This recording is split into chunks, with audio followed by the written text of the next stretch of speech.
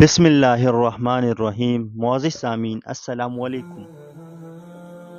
تہمت کی سزا۔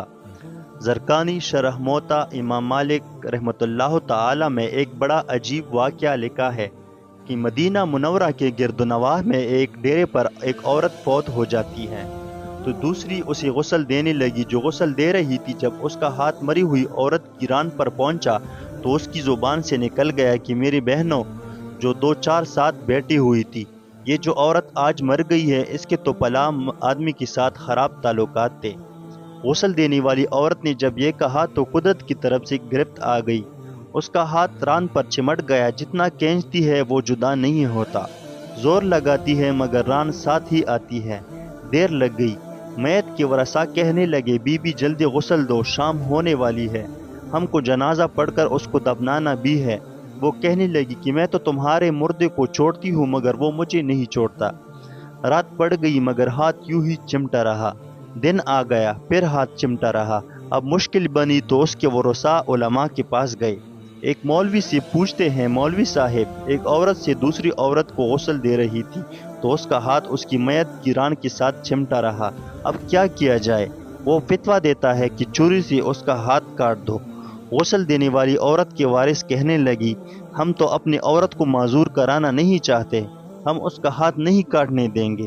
انہوں نے کہا فلاں مولوی کے پاس چلے، اسے پوچھا تو کہنے لگا چھری لے کر مری ہوئی عورت کا گوشت کاٹ دیا جائے، مگر اس کے ورثاء نے کہا کہ ہم اپنا مردہ خراب نہیں کرنا چاہتے۔ 3 دن اور 3 رات اسی طرح گزر گئے، گرمی بیتی دھوپ بیتی، بدبو پڑنے لگی، گرد و نواح کی کئی دیہاتوں تک خبر پہنچ گئی۔ انہوں نے سوچا کہ یہاں مسئلہ کوئی حل نہیں کر سکتا، چلو مدینہ منورہ میں، وہاں حضرت امام مالک رحمۃ اللہ تعالی اس وقت قاضی القضات کی حیثیت میں تھے۔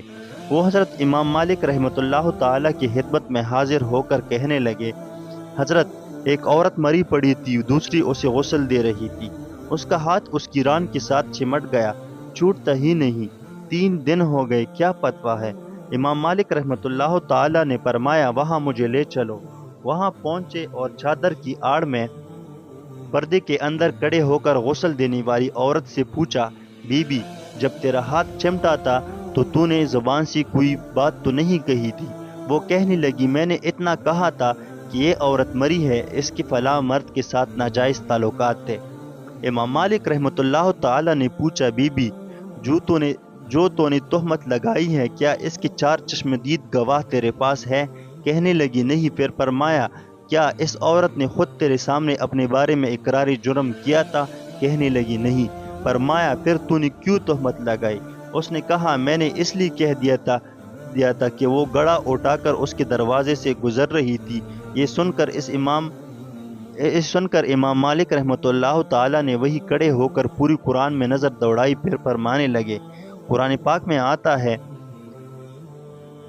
ترجمہ، جو عورت پر ناجائز تہمتیں لگا دیتے ہیں پھر ان کے پاس 4 گواہ نہیں ہوتے تو ان کی سزا یہ ہے کہ اس کو 80 کوڑے مارے جائے۔ تو نے ایک مردہ عورت پر تہمت لگائی، تیرے پاس کوئی گواہ نہیں تھا، میں وقت کا قاضی قضا کا حکم کرتا ہوں، جلا دو، اسے مارنا شروع کر دو۔ وہ جلادوں نے اسے مارنا شروع کر دیا، وہ کوڑے مارے جا رہے تھے، 70 کوڑے مار کر مگر ہاتھ یوں ہی چمٹا رہا، 75 کوڑے مار کر گئے مگر ہاتھ پھر بھی یوں ہی چمٹا رہا، 79 کوڑے مارے تو ہاتھ پھر بھی نہ چھوٹا، جب 80واں کوڑا لگا تو اس کا ہاتھ خود بخود چھوٹ کر جدا ہو گیا۔ بلا وجہ کسی پر تہمت نہیں لگانا چاہیے، یہ اسلام میں بھی حرام ہے اور اس کا بہت بڑا گناہ ہے۔